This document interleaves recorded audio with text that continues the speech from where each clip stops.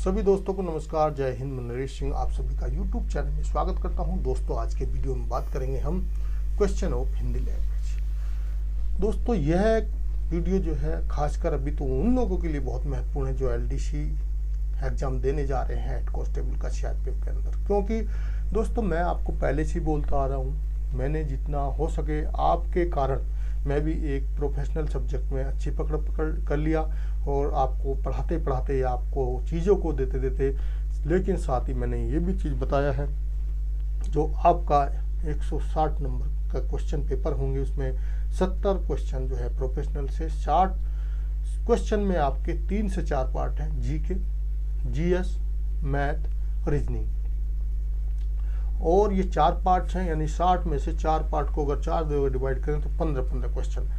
लेकिन सबसे महत्वपूर्ण जो पार्ट है आपका है हिंदी, 30 नंबर का। और हिंदी ऐसा ये तीनों पार्ट्स ऐसे हैं, आपको तीनों को पास करने के लिए 45 नंबर चाहिए।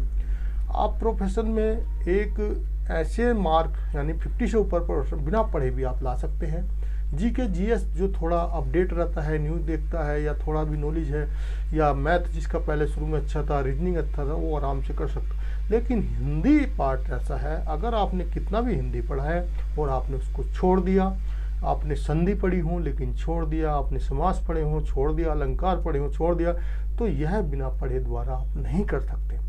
आप कंफ्यूज हो जाएंगे, क्योंकि इसके नियम, रूल्स या इसके जो व्याकरण है इस तरह का है दोस्तों, आपको इसको दोबारा करने के लिए आपको रिवीजन करना ही होगा।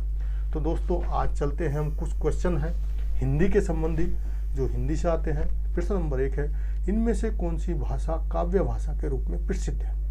ए ब्रज भाषा, बी कन्नौजी भाषा, सी अवधी भाषा, डी तेलुगु भाषा। तो है ब्रज भाषा। प्रश्न नंबर 2, भारत में हिंदी भाषा को किस वर्ग में माना जाता है? दोस्तों, यह क्वेश्चन ऑलरेडी एलडीसी एग्जाम में आ चुका है। तकनीकी भाषा, बी राष्ट्रभाषा, सी राजभाषा, डी संकेतित भाषा। तो यह राजभाषा के रूप में माना जाता है। प्रश्न नंबर 3 है, हिंदी के देश में सर्वाधिक बोली जाती है? ए नेपाल में, बी अमेरिका में, सी श्रीलंका में, डी भारत में। तो ये तो आपको सिंपल क्वेश्चन है, भारत में। प्रश्न नंबर 4 है, सितंबर को कौन सा हिंदी दिवस मनाया जाता है? ए पर्यावरण यह है, सितंबर में कौन सा होना चाहिए था दिवस मनाया जाता है? ए पर्यावरण दिवस, आपको पता होगा पर्यावरण 5 जून को मनाया जाता है। जनसंख्या दिवस 11 जुलाई को मनाया जाता है। हिंदी दिवस ही ऐसा है जो 24 सितंबर को मनाया जाता है। और श्रम दिवस भी 1 दिसंबर को मनाया जाता है। प्रश्न नंबर 5 है, किस तिथि को हिंदी को राजभाषा बनाने का निर्णय लिया गया था? 14 सितंबर 1949 को, बी 15 अगस्त 1947 को, सी 14 सितंबर 1950 को, और डी 26 जनवरी 1950 या 1950 को। तो 14 था, 14 सितंबर 1949 ईस्वी को। प्रश्न नंबर 6 है, पूर्वी राजस्थान की कौन सी बोली है? ए मैथिली बोली जाती है पूर्वी राजस्थान में, या मगही बोली जाती है, बंगारू बोली जाती है, डूडारी बोली जाती है। तो है डूडाढ़ी। प्रश्न नंबर 7 है, निम्नलिखित में से कौन हिंदी के अंतर्गत कौन सी बोली या भाषा है? ए कन्नौजी, बी बांगरू, सी अवधी या सभी। तो ये जो है हिंदी के अंतर्गत ही सभी भाषाएं आती हैं दोस्तों। प्रश्न नंबर 8 है, भारतीय संविधान के किस अनुच्छेद में हिंदी कहने मतलब अनुच्छेद में राजभाषा संबंधी प्रावधान का उल्लेख है? हिंदी का नहीं, संविधान के किस अनुच्छेद में राजभाषा के संबंधी प्रावधान यानी राजभाषा के संबंध में? अनुच्छेद ए में दिया 443 से ये 135, ये तो गलत ही होगा। और बी है 334 से 153, और सी है 434 से 1315, और ये सभी गलत होंगे क्योंकि इसमें उल्टा दिया गया है। और डी है 343 से 351। तो यह है बिल्कुल डी वाला सही है। प्रश्न नंबर 9 है, भारतीय संविधान की 8वीं अनुसूची में शामिल भाषाओं की संख्या कितनी है? ए में 15, बी में 14, सी में 22 और डी में 18। तो 22 भाषाएं आज की डेट में शामिल हैं भारत की संविधान की 8वीं अनुसूची में।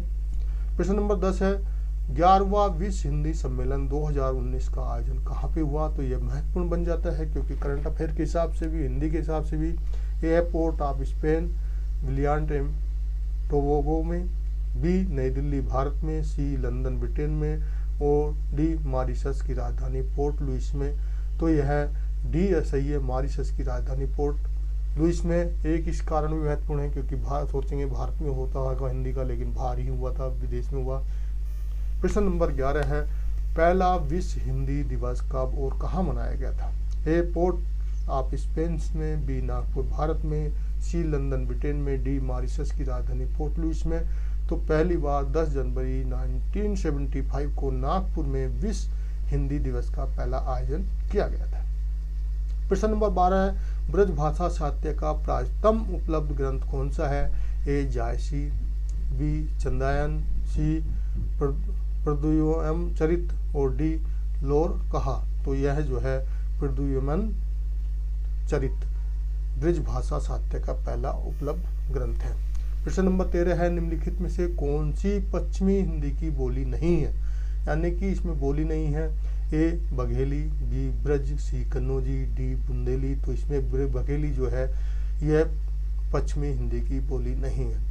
प्रश्न नंबर 14 है, हिंदी की जितनी बोलियां हैं उनके वर्गीकरण के आधार पर छत्तीसगढ़ी बोली है।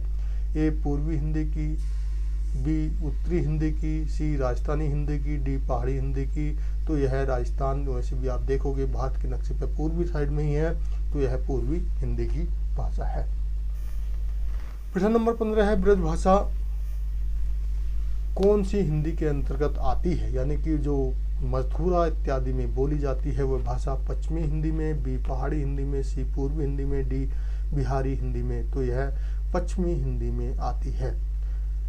प्रश्न नंबर 16 है, मगही कौन सी उपभाषा की बोली है? यानी मगही जो है एक उपभाषा की, ए पूर्वी हिंदी की, बी बिहारी की, सी राजस्थानी की, डी दक्षिणी हिंदी की। तो यह बिहारी की मगही जो है बिहार में बोली जाती है। तो प्रश्न नंबर 17 है, पुरानी बंगला को किस अन्य भाषा में जाना जाता है? ए ब्रजमुखी में, बी ब्रज नाम में, सी ब्रजबुली में और डी ब्रजबुला में। तो यह दोस्तों ब्रजबुलई में होती है। प्रश्न नंबर 18, संविधान के किस अनुच्छेद में हिंदी के विकास के लिए निर्देश का वर्णन किया गया है? यानी कि भारत की हिंदी राजभाषा होगी और इसको विकास किया जाएगा, यह संविधान के एक अनुच्छेद में वर्णित किया गया है। ए 352, बी 353, सी 351, डी 350। उत्तर है 351 में किया गया है। प्रश्न नंबर 19 है, प्रथम विश्व हिंदी सम्मेलन का आयोजित कहाँ पे हुआ था? तो दोस्तों यह क्वेश्चन रिपीट हो गया। पोर्ट लुइस मॉरिशस में, बी कानपुर भारत में, सी नई दिल्ली भारत, डी लंदन, तो लंदन ब्रिटेन। तो यह नागपुर सही है। प्रश्न नंबर 20, दूसरा विश्व हिंदी सम्मेलन का आयोजित कहाँ पे हुआ था? ए पोर्ट लुइस मॉरिशस में, बी नई दिल्ली भारत में, सी लंदन ब्रिटेन में, डी न्यूयॉर्क अमेरिका में। तो यह पोर्ट लुइस मॉरिशस में हुआ था। दोस्तों वीडियो अच्छा लगा तो वीडियो को लाइक कर दें, दोस्तों को शेयर कर दें, चैनल को सब्सक्राइब कर दें, साथ में लगी बेल आइकन को भी दबा दें। और दोस्तों जो मैंने भी कुछ भी वीडियो बनाई है या सीआरपी रिलेटिव या दूसरा रिलेटिव जो भी आपका मटेरियल है, आप मेरी वेबसाइट www.ldcnetexam.com पे जाके विजिट कर सकते हैं। वहाँ पर ये सब कुछ आपको पढ़ने के लिए मिल जाएगा। साथ ही दोस्तों मैं एक चीज़ और बताना चाहता हूँ, एक मेरी वेबसाइट पे इसी पे आप जाओगे तो जीके डोज के नाम से एक मैं सीरियल, जिसमें अभी तक 40 से 50 डोज यानी 20-20 क्वेश्चन डाल चुका हूँ। आप जीके को पार्ट को पक्का करने के लिए आप उनको ज़रूर पढ़ लें जाके वहाँ पे जीके डोज को। आपको वहाँ पर जब मेरी वेबसाइट पे जाओगे एक फोल्डर मिलेगा जिसका कैटेगरी है जीके डोज के नाम से। 1 से लेके 20-20 क्वेश्चन है, आप 20 क्वेश्चन को मुश्किल से 2 मिनट में पढ़ लोगे। 20-20 क्वेश्चन के हैं वो, और वह सब एलडीसी एग्जाम के भी रिलेटिव हैं, दूसरे एग्जाम से भी बहुत ही महत्वपूर्ण है। वह सब वैसे क्वेश्चन हैं जो सब छांट के बनाए गए, यानी कि जो एग्जामों में आते हैं या आए हैं।